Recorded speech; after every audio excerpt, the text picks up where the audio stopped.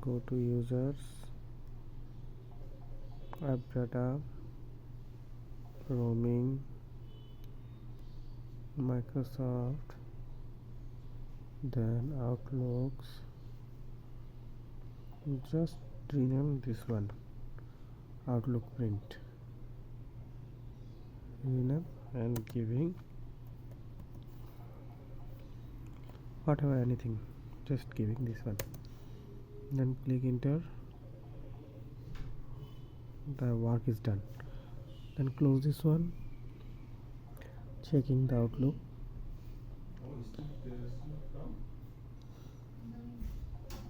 Click in here, while print. Now it's coming, now it's done. Also checking the shortcuts, Control P. Yeah, now it's working. Done.